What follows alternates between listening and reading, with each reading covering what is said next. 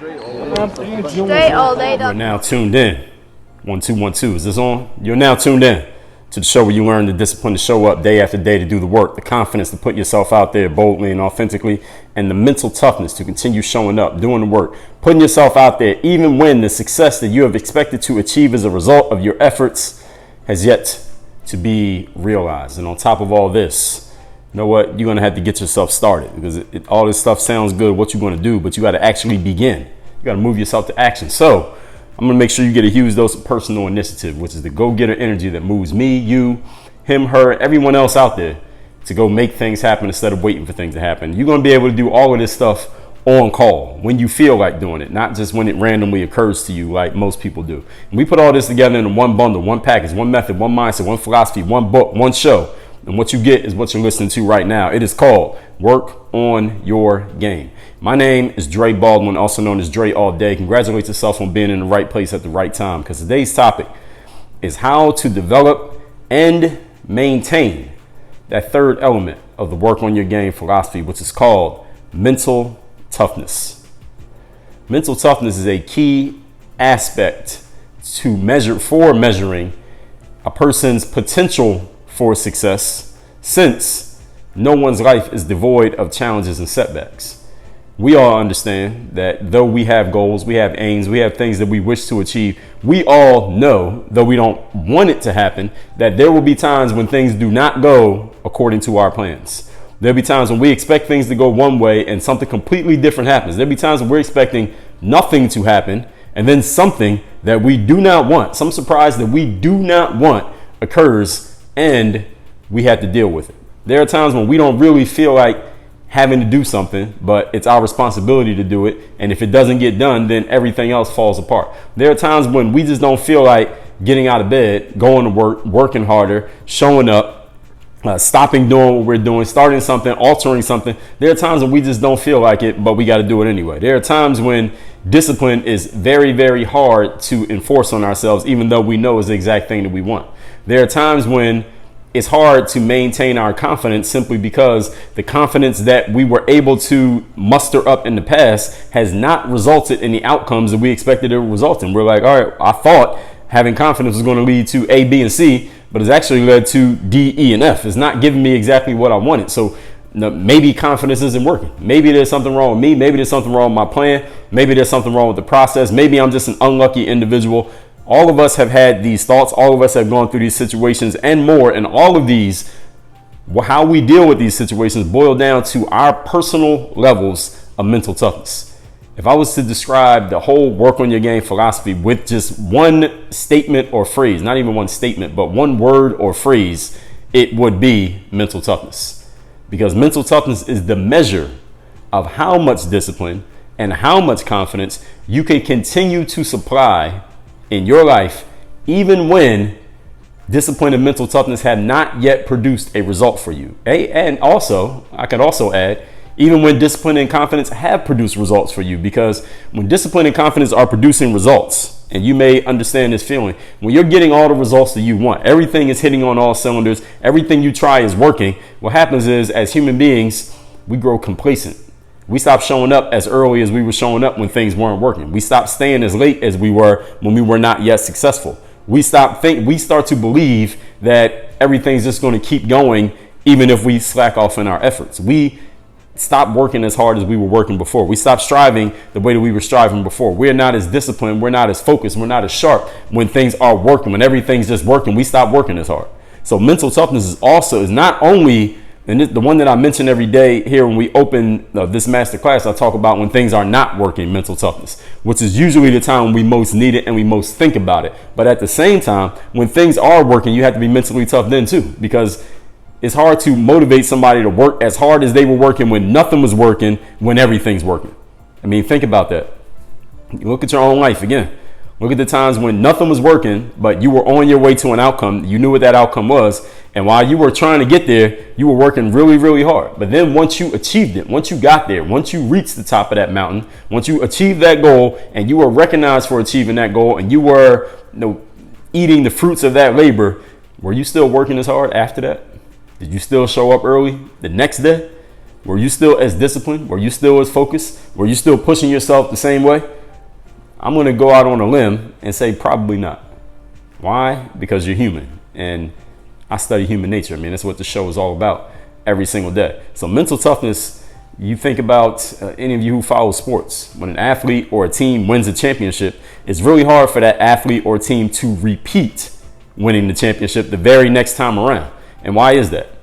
One reason you may say is because, well, all the opponents saw you win. They saw your strategy, so they're going to try to game plan for your strategy. That's definitely one reason. Another reason is maybe you're physically fatigued. You had to work really hard to win that championship, and everyone else didn't have to work as hard as you, or maybe they didn't work as hard as you. They didn't go as far as you, so they had a little bit of time to rest and recover while you didn't, because you were out there winning the championship. That can definitely be a factor. But let me tell you the real reason why it's hard for an athlete or a team or any person in any space, sports or not, to repeat as a champion in any form of competition.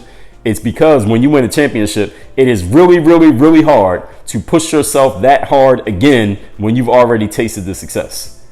It's easy to put a foot in somebody's ass. Any of you who's a coach or a trainer, you're in a position of authority where you can push somebody to push themselves harder than they would ever push themselves. It's easy to keep a foot in somebody's ass when they don't have any success yet, because they're listening to you as if, all right, I haven't achieved anything. That person, your client or your subject, your trainee is saying, I haven't achieved anything. So whatever my coach or trainer is telling me, I'm just going to follow because I haven't done anything yet. I have no reason to not listen to him or her. But any of you ever tried to train somebody who's already won? Somebody who's already been a champion, someone who's already reached the top of the mountain and tasted success? Is not as easy to train that individual. Why? Because they already won before. They're listening to you telling them to work harder and do an extra set and do an extra rep and show up earlier and stay late. And they're like, shit, what the hell I need to do that for? I already won. I know what it takes to win. I did it before, coach. I did it before, trainer. Why do I need to work harder? What I did before led me to the success. Why do I need to do this again? It is really hard to stay that mentally tough when you taste the success, just as hard as it is to stay mentally tough when you taste the defeat. And today, what you're going to learn is how to develop and maintain that mental toughness no matter what the situation is for you. Maybe you're somewhere in between. You're not a complete failure, but you also haven't reached the top level of success. The key to mental toughness is asking who can work through the challenges and setbacks of life, because we will all face them, and hopefully we'll all face successes as well. Who can work through them and keep going, and who can't? Rather, let's not say who can't, because we all can. It's who does and who does not. Some people may refer to, whenever you hear someone using the phrase stick-to-itiveness. I don't know if that's actually a word, but it's a word now. It's in the Work on Your Game dictionary. Stick-to-itiveness. That's just how much can somebody stick to something even when it's not producing the result that they want just yet.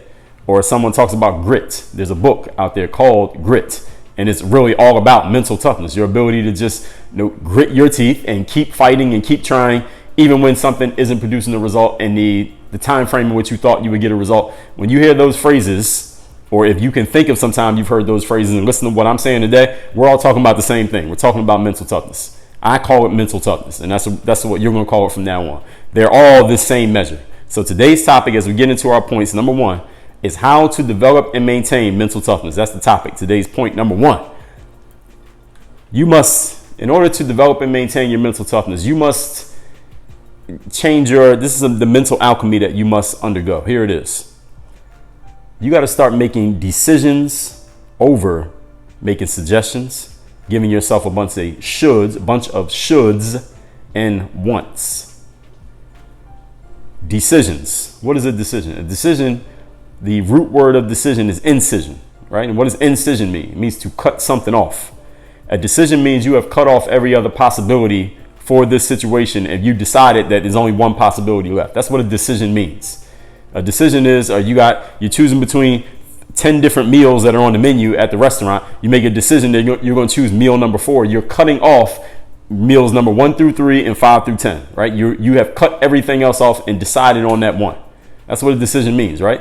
What is a suggestion? A suggestion is maybe this, maybe that, is non-committal. A suggestion is non-committal. You understand that? A should is, well, I should eat meal number 5 because it has the lowest calories and I'm on a diet. And maybe I should try meal number 1 because it's vegan and I said I was going to go plant-based this year. And maybe I should try meal number 10 because there's no fried food in that one. I don't know. No, shoulds are also non-committal. Shoulds are they're another form of a suggestion that you're giving to yourself. A suggestion maybe from another person, you would call it a suggestion. It's not a suggestion you give to yourself, you call it a should. I should do this, I should do that, I should show up earlier, I should work harder. It's just a suggestion to yourself. Doesn't mean you're actually going to do anything. Most of the time you don't do anything. And wants. What is a want?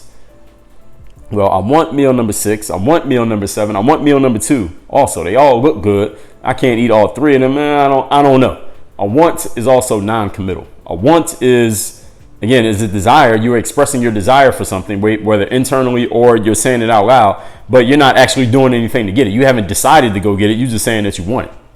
See, when you say you should do something, or that something's a maybe or a suggestion, that means it might happen, but at the same time, you're giving yourself an out clause. A suggestion gives you an out clause. If I say, we're all sitting around at a table, a group of us, me, you, and a bunch of other people, and somebody says, well, which movie should we see? It's 5 movies we can see. Which one should we see? And I say, well, maybe movie number 3. Maybe the new Batman movie. And someone else says something else. And I say, well, mine was just a suggestion. I haven't made a decision. I haven't really committed to anything. I haven't really added anything to the conversation. All I did was just throw something out there. This is just, I'm just saying. That's what people say that nowadays, right? I'm just saying. All right. I'm just saying is non-committal. I'm just saying is what somebody says when they're sitting in the audience. I'm just saying it doesn't help us get anywhere. It might happen, but you're giving yourself the out clause of, well, it was just a suggestion. I wasn't really committing to it. When you come to a decision in life, on the other hand, you are not allowing for any alternatives. That's what a decision is. Let me say that one more time. A decision does not allow for any alternatives. It cuts off everything else. The number one key that I'm giving you here today for you to develop and maintain your mental toughness is you must become a more decisive individual. Make decisions instead of offering suggestions, instead of giving yourself shoulds, instead of expressing your wants. Decide what you're going to do. That means cut off everything else. Decisions mean you're making a commitment. Mentally tough people commit to outcomes. Mentally weak people suggest outcomes, think about outcomes. They want outcomes, but they're not willing to commit to it, because once you commit to something, now you've assigned yourself to actually make it happen. Now you got to hold yourself accountable. Mentally tough people are okay with accountability, personal accountability, not accountability from the crowd, not accountability from your Facebook followers, accountability to yourself. Mentally tough people hold themselves accountable. Mentally weak people don't want anything to do with anything that suggests accountability, because that means they got to actually do something that they talked about doing. They don't want that, because that's a commitment. Mentally weak people don't like commitment. Once you make a decision, you don't allow alternatives. You cut off every other possibility. You have committed yourself, and now you have to push yourself in order to bring that decision to life. You made a decision. Now you actually got to make it happen. All right, making a decision is one thing. Doing something about it is another thing.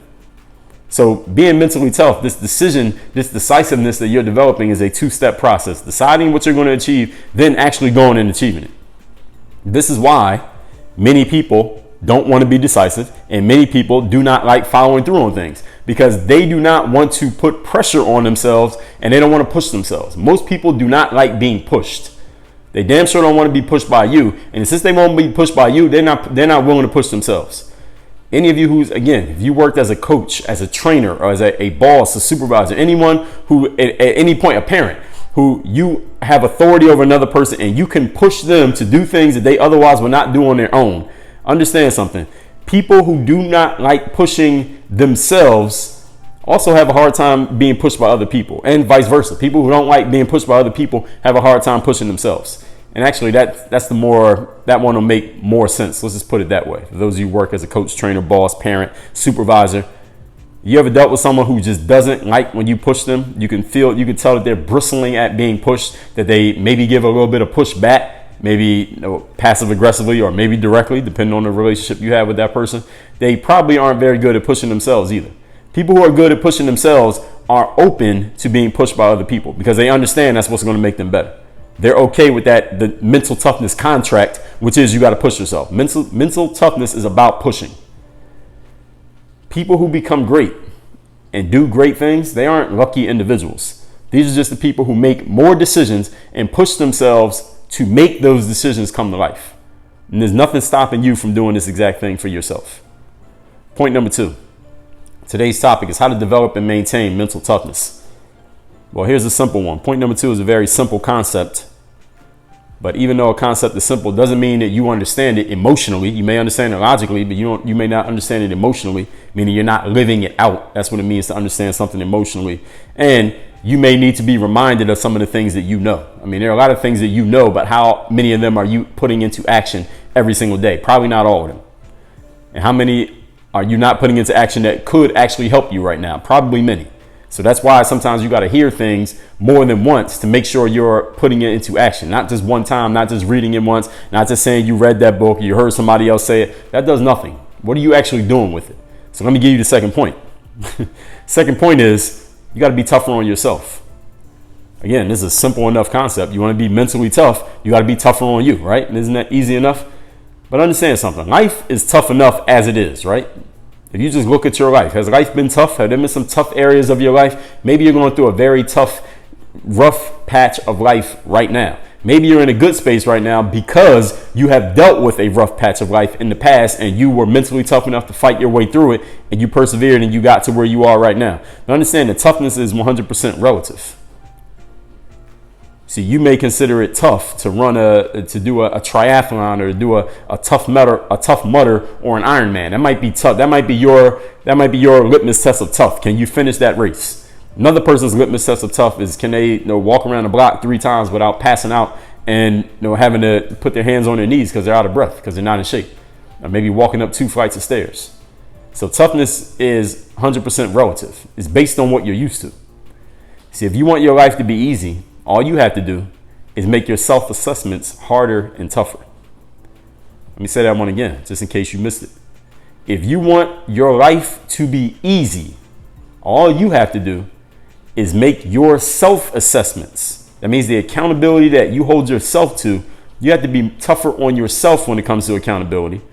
You have to be tougher on yourself when it comes to holding yourself to your standards, even when nobody knows about it and nobody's watching. The tougher you are on you, the easier life will be on you because you've taken care of the toughness. See, life is going to be tough one way or another. Either life will be tough on you or you'll be tough on you, but it's going to be one or the other. You decide which one is going to be. Michael Jordan, episode 1245, Virtual Mentors, or was it 1217, Virtual Mentors. Michael Jordan said he liked to make the practices, when he played for the Chicago Bulls, he liked to make practices harder than the games because that would make the games easier. So Michael Jordan understood the exact concept I'm giving you here, is that he knew that to be successful in the NBA, it was going to be tough. But he also understood that he had a choice of where the tough part was going to occur. He took control of it, where the tough part was going to occur. It could either occur in the games when he played against all the other teams, the Knicks, the Clippers, the Lakers, the Bucks, the Wizards, all the other teams in the league. It could either be tough against the opponent. The opponents could be tough on him, or the Bulls could be tough on themselves in practice. Therefore, the games will be really easy. They could be easy on themselves in practice, but then the games will be really hard. Or they could be really tough on themselves, really hard on themselves in practice, and then the games will be easy. And there's a reason why. That's one of the main reasons why. A lot of people don't mention that often. One of the main reasons why the Bulls were able to repeat their success. I got a masterclass on repeating your success. We got a masterclass on Michael Jordan himself, on mental toughness, on personal accountability. Every concept that I come up with here, we know we got masterclasses on. If you didn't know that, now you know. And if you're in the game group membership, I put a masterclass form on there. Not a form, but a directory rather. In the game group membership. You can see it right there above the masterclass categories tab, where I listed every single episode in the history of this show. So all you need to do is go in there, use the search function in your browser and lay out any subject, any topic, and you'll find every episode that's related to it, just so you can find them, because we got so many here. It'd be impossible for you to just, well, not impossible, but it would be very tedious for you to just scroll through every episode to try to find one that may be interesting. If there's a certain topic you're looking for, go into that, use the Command F or Control F function on your browser, depending on what browser you're using, mobile or desktop. Type in the subject matter that you're looking for, and you'll see every episode related to it in there. Go there, and I did a little video that shows you, demonstrates how to find it. Anyway, Michael Jordan. I want to make the practices really hard for us, the Chicago Bulls, so when we get into games, it's really easy for us. And this is why they were able to repeat their success. Most people in life who achieve success one time are unable to repeat that success simply because they're not willing to continue to be as hard on themselves as they were before they got successful. Simple as that. Why do most people not want to do this? Because all of us as humans, we have self-governing mechanisms within ourselves that limit how hard we can be on ourselves. That's why it's very hard for some people to administer a needle to themselves. It's hard for some people to stick a needle in their own asses simply because we have self-governing mechanisms that keep us from doing things that we know is going to hurt us. This is why this is why people look up to athletes who become successful, become professionals, because everyone understands inherently to become a professional athlete, you got to inflict some pain on yourself, and you got to choose to do it over and over and over again to get to that level. Most people, again, we are wired as human beings to not do that to ourselves. We're wired as human beings to not push ourselves past the point of hurting ourselves, of pain, of not even injury, but of pain, of things just being really tough, really hard, feeling a whole lot of fatigue. A person who's able to do that and willing to do it over and over and over again, that's an exceptional individual. This is why people look up to athletes. And there's a reason most people wouldn't be able to articulate, but this is it. That an athlete can push themselves to levels that the average person could never push themselves. It's damn near impossible for most people to push themselves harder than past the point of their body saying, all right, this is a little bit too much.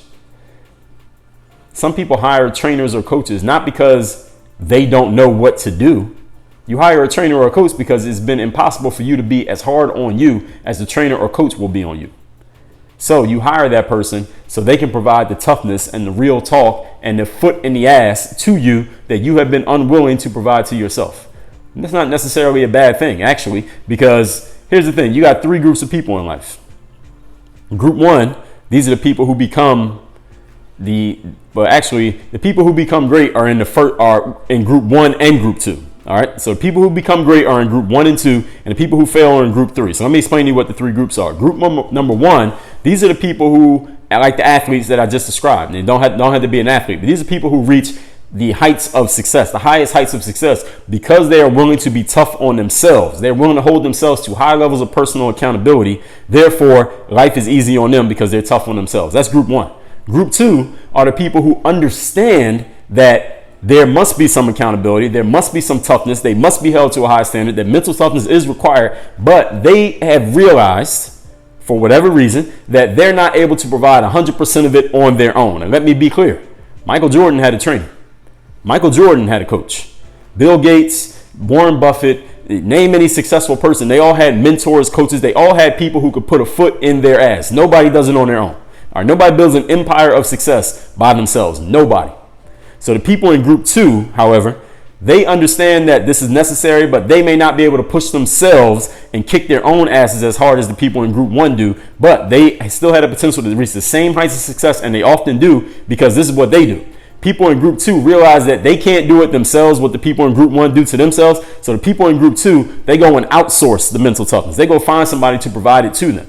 These are the people who hire coaches. These are the people who hire trainers. These are the people who go to seminars. These are the people who join mastermind groups. These are the people who find mentors.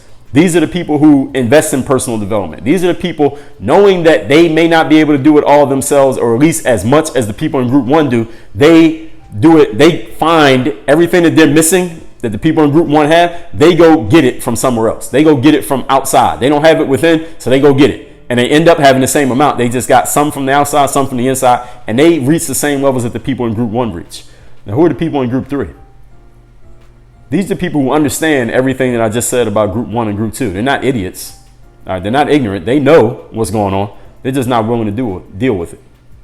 They're not willing to deal with the toughness that life is going to bring. They're not willing to. They're going to have to one way or another, but they think they can avoid it. These are people who don't invest in themselves. They don't push themselves. They don't want a foot in their ass coming from anybody, themselves or anybody else. And they try to avoid the toughness of life. But the toughness of life finds them and kicks their asses. You got to ask yourself which group you want to be in. Point number 3. Today's topic is how to develop and maintain mental toughness. Understand that mental toughness does not come into the equation until things are actually tough. Let me say that one more time. Mental toughness does not come into the equation until things are actually tough.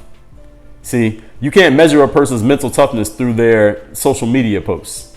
See, because on social media, all you see is somebody's highlights, right? All the great things that are happening to them. All the stuff that's actually working, those are the things that we broadcast on social media, all of us, right?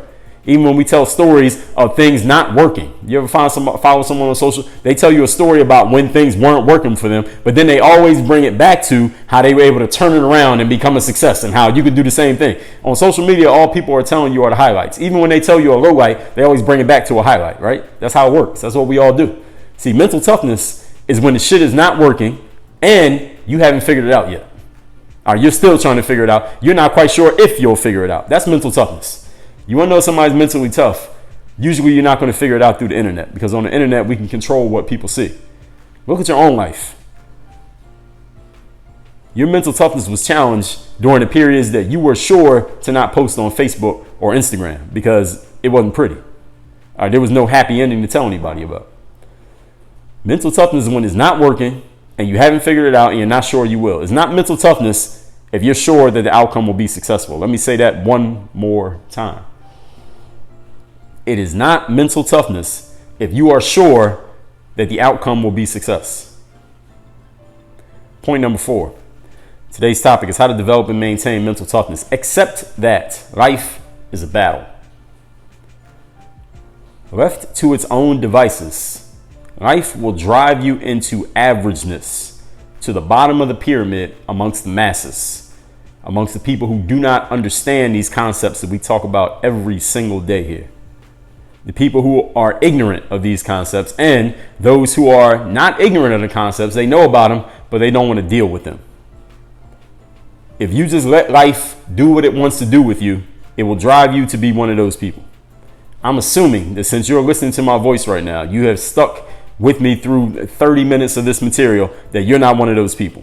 But if you look to your left and to your right, if you're amongst people right now, you can probably see some people who are in that group. Hopefully not too many of them. Left to its own, life will drive you to that group and you'll stay there. The battle that life is, that I'm talking about here in point number 4, the battle is the choice that you make to go against the inertia of life and not allow yourself to relax when things are good. And also, let me be clear, this is a very important point, not to fall into despair when things are not good. See, not to relax when things are good, that's an easy conversation to have with yourself. All right, I'm succeeding, everything's working, let me keep pushing, let me keep fighting, let me keep going. That's a positive conversation. What about when nothing's working? What are you saying to yourself then? What are you saying to yourself when everybody you follow on Instagram seems to be having a beautiful, successful life and you're the only one who's failing, at least from your perspective? Mental toughness is how much you do not allow yourself to fall into despair and defeat and negative thinking when things are not working. In my book, Work on Your Game, I talked about thermostats and thermometers. Everyone knows what they are, right? A thermometer is that thing that you put in your mouth when you think you might be sick to take your temperature, or you put it under your arm, or some people put it under their tongue, or if you look in your house, the thermometer is the thing in your, if you have a central heating AC system, it's telling you what the temperature is in the house right now. That's the thermometer. It tells you what's going on. The thermostat, however, that's the action device. The thermometer is just it's like the news reporter. The thermostat is the news maker. The thermostat determines what the temperature is going to be. You can change it. You think it's too cold or too hot. The thermostat can change things. And see, if you set your thermostat in life to a certain number, right? And when that number of your thermostat, the conditions of the environment go below the number, thermostat kicks in, heats it up. If the conditions go too high, thermostat kicks in, cools it down, brings you right back to where you want to be, right?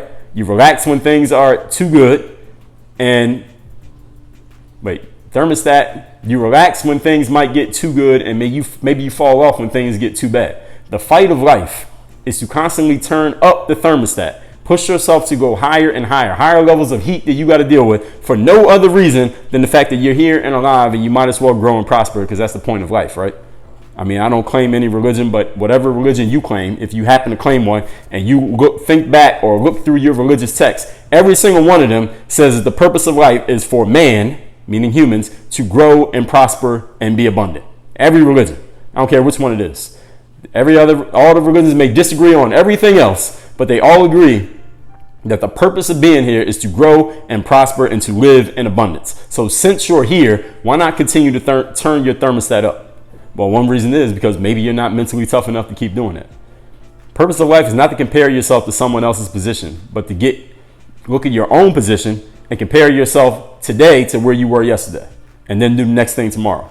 There's no such thing as staying the same. We understand that there's no neutral in this universe. You're either getting better or you're getting worse. You are building or you are destroying, to yourself, not to others, to you.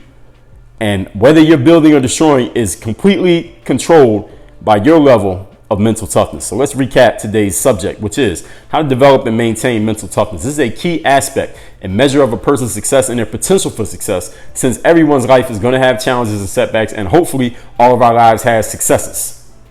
The key to mental toughness is to work through the successes and keep going hard, and to work through the failures and keep going. And as a measure of, you want to know who's going to be successful in life and who isn't, just look at what people do when they fail. Do they keep going or do they quit? Look at what people do when they succeed. Do they keep working as hard or do they slack off and fall back and get complacent?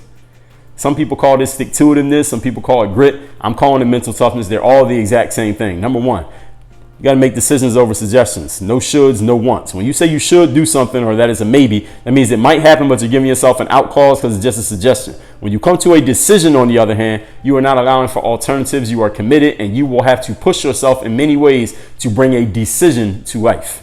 A should or a want, you're not committed to. So if you just drop it and do nothing, it doesn't matter. Nobody cares. But if you commit, you make a decision, you committed yourself. Now you got to do it. This is why many people are indecisive and don't follow through, because they don't want to put pressure on themselves to push themselves. People who become great and do great things, they're not lucky. All right, they just make more decisions than other people do, and they make their decisions come to life. And you can do this whenever you feel like it. Point number two, be tougher on yourself. Life is going to be tough one way or another. Either life will be tough on you, or you can be tough on you and life will take it easy. But toughness is 100% relative. If you want your life to be easy, you just got to be harder on yourself. You got to be tougher in your self-assessments. You must hold yourself to a higher level of personal accountability. Michael Jordan said, I wanted to make practices for the Chicago Bulls hard as possible so that the games were easy. And that's exactly what he did. Every other team in the NBA, talented players, what they do? They made practices easier so the games were harder. And when it came down to the come down, those two teams faced each other. The Bulls won over and over again. They were able to repeat their success because they had somebody on their team who was so mentally tough that even when he succeeded, he raised the standards even more. He did not allow himself to fall back into complacency, and everybody followed his lead. What are you doing? As humans, we have self-governing mechanisms within ourselves that limit how hard we will be on ourselves. That's why it's so hard for many people to push themselves. You got to ask yourself, which group are you in? Group one, who can push yourself as hard as possible. Group two, who understands that you can't quite do it, so you go outsource it. You get a coach, a trainer, personal development, so you figure it out. Or group three, who understands it, but you don't want to do anything. You become a failure. Point number three, mental toughness does not come into the equation until things are actually tough. Can't measure a person's mental toughness through their social media posts, because on social, all we're showing is the highlights. Even when we show a low light, we always bring it back to a highlight, right? Mental toughness is when things are not working, we have not yet figured it out, and we don't know if we'll figure it out. It's not mental toughness if you're sure of the outcome that is going to be successful. Number four, accept that life is a battle. You leave life to its own devices, it will push you into averageness to the bottom of the pyramid where everybody else is at. The battle of life is your choice to go against the fact that life is pushing you towards average, not allowing yourself to relax when things are good, and not falling into despair when things are bad. The thermostat, again, the thermostat regulates the temperature. You set your thermostat to 70 and the temperature goes to 68, the thermostat kicks in, warms it up. You set your thermostat to 70 and the temperature goes to 72, the thermostat kicks in and cools it down. What I challenge you to do is continue to raise that number on your thermostat so that even when it's at 70 and it went to where it's supposed to be, raise it to 72. Now it's going to heat it up more. Now raise it to 78. Now go to 80. Now go to 90. Now just see how high the thermostat can go. See how far you can go by pushing yourself and holding yourself accountable. The purpose of life, no matter what religion you choose, that religious text tells you that the purpose of us being here is to grow and prosper and to live in abundance. How can you do that if you're not willing to push yourself? Purpose here is not for you to compare yourself to anyone else's position, but to your own position in the past, which could have been 5 minutes ago. And are you in a better space now than you were then? There is no staying the same. You're either getting better, or you are getting worse. You are building or you're destroying. And I guarantee you that you are in a better space right now than you were 40 minutes ago. Why? Because you worked on your game. Dre all day.